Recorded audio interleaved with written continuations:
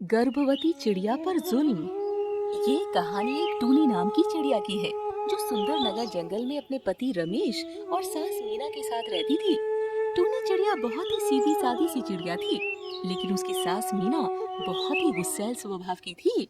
अरे ओ टूनी, जरा इधर तो आ। क्या बात है माँ जी, आप इतने गुस्से में क्यों हैं? मुझसे कोई गलती हो गई क्या?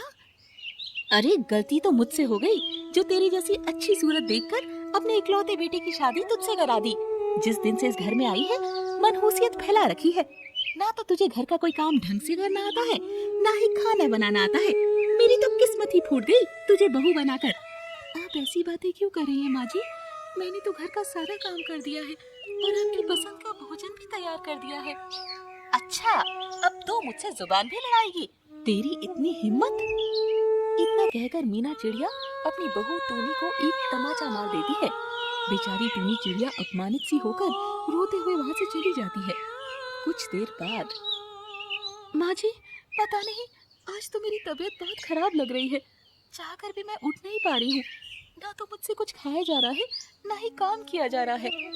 ये सब नाटकबाजी मेरे घर में नहीं चलेगी। अरे 2.5 मन दाना चुगती है रोज।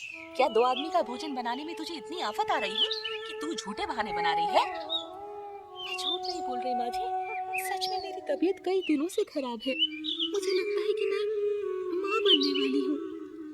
अरे बहू, तो माँ बनना कोई बीमारी थोड़ी ना है जो तू ऐसे बहानेबाजी कर रही है। घर के काम तो करने ही पड़ते हैं। ठीक है माँ जी, मैं खाना बना देती हूँ। टूनी चिड़िया किसी तरह उठकर खाना बनाने के लिए चली जाती है। कई दिन बीत जाते हैं, लेकिन टूनी की सेहत में सुधार नहीं हो रहा था। एक दिन टूनी का पति वैद्य जी को बुला लाता है। देखो रमेश, तुम्हारी पत्नी टूनी शायद सही से भोजन नहीं करती है, जिसके कारण उसके अंदर बहुत कमजोरी आ गई है। ऊपर से वो गर्भवती भी है। टूनी की भलाई के लिए अब उसे आराम और अच्छे खान पान की सख्त जरूरत है। वैद्य के जाने के बाद, अरे हमने भी बच्चे पैदा किए हैं, लेकिन ऐसे तमाशे नहीं किए। हर समय बिस्तर पर पड़े रहने से बीमारियां ही होती है। जाकर बर्तन साफ कर। और हाँ, बहुत हो गया आराम। आज बढ़िया सा स्वादिष्ट खाना भी बनाकर तैयार कर देना। मेरी कुछ सहेलियां आने वाली है। लेकिन माँ, अभी अभी वैद्य जी ने कहा है कि इसे आराम की जरूरत है।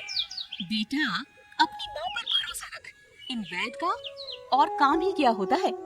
ये तो चाहते ही है कि हम बीमार रहें। तू बस मेरे और बहू के बीच में मत बोल, मैं सब संभाल लूंगी। रमेश चाहकर भी अपनी पत्नी टूनी के लिए कुछ नहीं कर पाता है। बेचारी गर्भवती टूनी चिड़िया पूरे दिन गिरते पड़ते घर के काम निपटाती है और फिर सास मीना के बताए अनुसार उसकी सहेलियों के लिए खाना बनाने लगती है। शाम को, अरे वाह मीना, तेरी बहू तो बहुत गुणी है। कितना स्वादिष्ट भोजन बनाया है इसने, मजा ही आ गया। इससे कहाँ आता है कुछ भी बनाना। ये तो जब से गर्भवती हुई है सारा काम मैं ही करती हूँ। ये महारानी तो बस बिस्तर पर पड़ी रहती है। मीना चिड़िया की बात सुनकर टूनी को बहुत दुख पहुँचता है और वो मीना की सहेली के जाने के बाद उसके पास आती है। माँ जी, आपने अपनी सहेलियों से झूठ क्यों कहा कि मैं कोई काम नहीं करती? मैं तो दिन रात काम में लगी रहती हूँ, फिर भी आप मुझसे ऐसा व्यवहार क्यों करती हैं? अरे पेट में बच्चा क्या आ गया है, महारानी के तो तेवर ही बदल गए हैं। सास से बात करने की तमीज भी भूल गई है क्या? आज मैं तुझे याद दिलाती हूँ कि सास क्या होती है। इतना कहकर मीना चिड़िया पहले तो टूनी की डंडे से पिटाई कर देती है और फिर उसे एक जोरदार धक्का मार देती है। टूनी चिड़िया जमीन पर गिर जाती है। ये आपने क्या कर दिया माँ जी? मुझे बहुत दर्द हो रहा है, लगता है मेरा बच्चा नहीं रहा। बेचारी टूनी चिड़िया दर्द से तड़प उठती है। टूनी की ऐसी हालत देखकर रमेश उसे तुरंत अस्पताल ले जाता है। टूनी की हालत बहुत गंभीर है। मेरे समझाने के बाद भी तुमने बिल्कुल भी ध्यान नहीं दिया। टूनी का बच्चा अब नहीं बचा है। डॉक्टर साहब, मेरी पत्नी टूनी तो ठीक है ना? उसकी जान को तो कोई खतरा नहीं है ना? अभी तो वो ठीक है, लेकिन तुम्हें उसका बहुत ध्यान रखना होगा। जो हुआ सो हुआ, अब मैं किसी की बात नहीं सुनने वाला। अब मैं खुद अपनी पत्नी का ध्यान रखूंगा। मुझे माफ कर दो टूनी। अगर मैंने सही समय पर आवाज उठाई होती तो आज हमारा बच्चा सही सलामत हमारे साथ होता। सब मेरी ही गलती है, मैं कुछ नहीं बोला, इसीलिए माँ के अत्याचार बढ़ते ही चले गए। अगर मैंने तुम्हारा साथ दिया होता तो माँ की इतनी हिम्मत नहीं बढ़ती। छोड़िए ना जी, शायद हमारे भाग्य में यही लिखा था। आप खुद को दोष क्यों देते हैं? 2 दिन बाद टूनी हॉस्पिटल से घर लौट आती है और धीरे धीरे अपना गम भुलाकर घर के कामों में जुट जाती है। कुछ दिन बाद, सुनिए, मुझे लगता है मैं फिर से गर्भवती हूँ। मेरी तबीयत आजकल कुछ सही नहीं रहती। लो जी, फिर से महारानी के नाटक चालू हो गए। लगता है इसे फिर से बताना पड़ेगा। इतना कहकर मीना चिड़िया गुस्से में टूनी की ओर बढ़ती है। माँ, आपको बिल्कुल भी शर्म नहीं आती है क्या? मेरे एक बच्चे की जान लेकर भी आपको संतोष नहीं हुआ, जो आप फिर से टोनी पर जुल्म करने के लिए आ गई।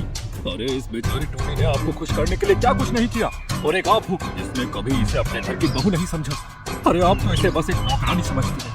अब मैं और मेरी पत्नी इस घर में नहीं रहेंगे। जिस घर में मेरी पत्नी को सम्मान नहीं, मैं वहाँ नहीं रुक सकता। इतना कहकर रमेश टूनी को लेकर घर छोड़कर चला जाता है। टूनी की सास मीना अपने किए के लिए बहुत माफी मांगती है, लेकिन कहते हैं ना कि अब पछताए होत क्या जब चिड़िया चुग गई खेत। और इस तरह मीना चिड़िया अपने घोंसले में अकेली रह जाती है।